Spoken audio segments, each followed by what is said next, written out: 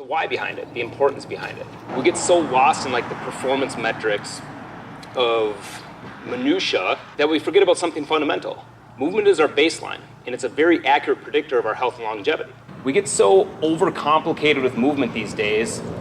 We've got cold plunges at 4 a.m. Nothing against cold plunges, I love mine. We've got influencers telling us to sun body parts I don't even want to get into, right? We've got fitness tech that costs more than my old car. But movement doesn't have to be that way. Movement is messy, movement is complicated, movement is fun, and it should be playful, right?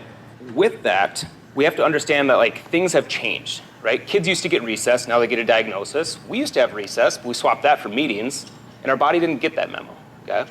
When we go through this arena of life without movement and with aberrant movement or with confusing movement, it's hard. And I like asking this question where like if we aren't tracking our movement, if we're not watching our movement, if we're not posting on Strava or Instagram, is it still fun? You guys having fun today? How many of you guys posted something on Instagram though? Yep, me too, right? Like, if we're not doing that, is it still fun?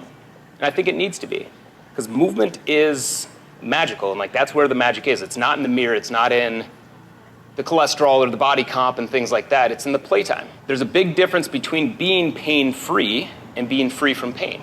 One is more clinical, it's highly aspirational. Who wants to be pain-free? Sounds fun. Is it likely? No, we're human. We're supposed to feel pain. Pain is a learning moment. When I walk out of bed and I stub my toe on the dresser every single morning, what does that teach me? Move the dresser or move away from the dresser, right? If I keep dating people, which I'm happily married now for 10 years, but like, if I keep dating people that keep breaking my heart because they're toxic people, what does that teach me?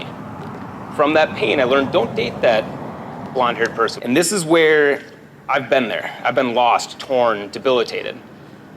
Way back when I was 15 years old, I broke my back for the third time amongst 20, 30 other broken bones, MCL, LCL, 9 concussions, stitches galore, all the fun things. But that fracture in my L5 vertebrae, the last vertebrae in my low back, taught me something. Pain sucks.